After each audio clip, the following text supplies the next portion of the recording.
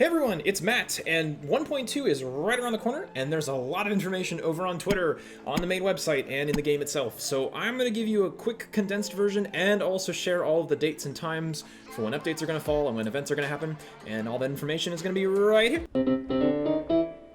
Welcome to Outrun Gaming, where the word of the day is resin-free. Alright, so if it hasn't already, the Dragon Spine update and all of its 1.2 goodness is about to drop in the next couple days. To figure out when the game is going to update and when it's going to drop, all you gotta do is go to your Notices tab, and then go to the second update down. And if you scroll down here, you'll see in your time zone should be when they're planning on updating things. What's also nice to know is that this will be down for about 5 hours while they're updating, but in classic Moheyo fashion, they are going to be recompensating you with 300 Primogems, which is totally nice of them. And once that update drops, Dragon Spine will be available to play along with the Chalk Prince and the Dragon Story Quest, which features Albedo and Sucrose. And it looks like there's going to be 4 different acts or phases. Act 1 begins right at the time of the 1.2 update, and then through acts 2 through 4, which open on the 25th, 28th, and 31st, respectively, you'll be acquiring different items for 3 specific events that have their own little event shops and whatnot. However, one huge difference from the Unreconciled Star event is that unlike then, where you had to use resin to unlock the event items, in the Dragon Spine update, it's going to be resin-free.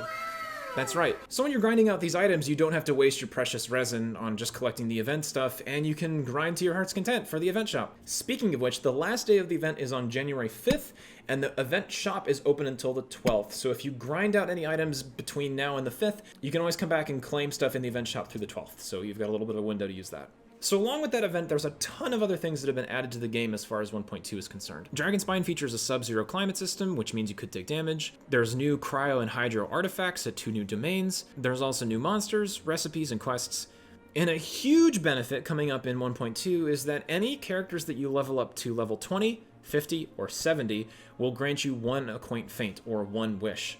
So if you've been looking to add Mona, Kuching, or Chi to your team, now could very well be the time that you get them. And don't worry, if there's characters that you've already leveled up to those respective levels, you will get the rewards, you just gotta check out the Ascension page. There's also some really nice quality of life changes, such as private messaging between players, and then also items that you get from the domains or ley lines gets added straight to your inventory instead of having to pick them up off the ground. And of course, the thing that most people are interested in is who's on the new banner. So Albedo is being featured along with Fischl, Sucrose, and Bennett.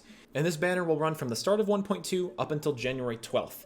I know that doesn't seem like a long time, but that's about 20 days, which is the same length of time that the Zhongli banner was up. And I know that we just got 2 Geo characters back to back, but hey, if you're not interested in Albedo and the rest of the crew, then you can always wait until after January 12th when the next banner comes up, which is presumably going to be Ganyu! I'm very excited for Ganyu, by the way. We don't know who she's going to be paired up with yet, but that banner will probably drop shortly after January 12th, and will probably run us until they're ready to drop update 1.3. 1.3 is actually in testing phase right now, so we'll see what happens then, but for now, we've got 1.2 to take care of. If you're thinking about wishing on this banner, I'll provide some quick thoughts that I have, because Sucrose is actually probably one of my main characters. She's one of my favorites.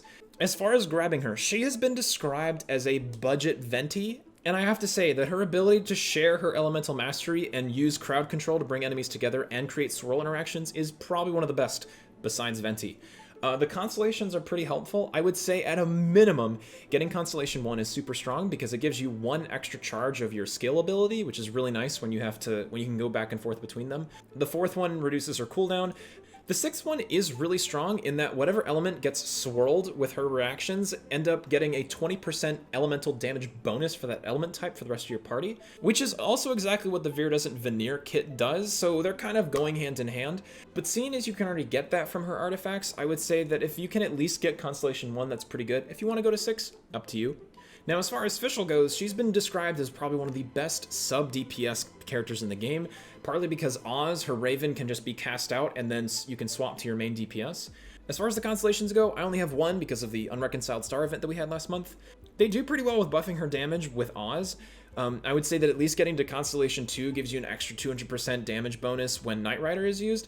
If you go all the way to 6, then you're able to increase Oz's duration, and Oz is also able to fight alongside other characters, otherwise he just stands still.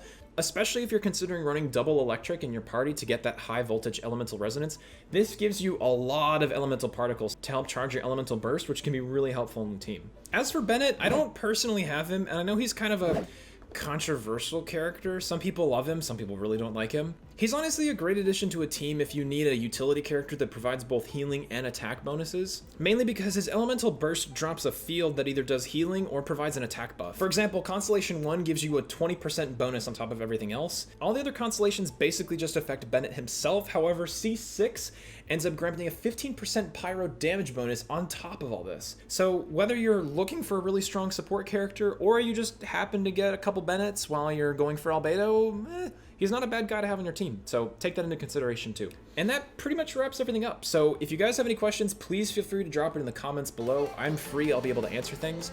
I'll also be streaming this as soon as we can, and if there's any other updates or news, I'll be sure to let you guys know. So in the meantime, thanks for watching, and I will see you out there in Dragonspine. Bye-bye!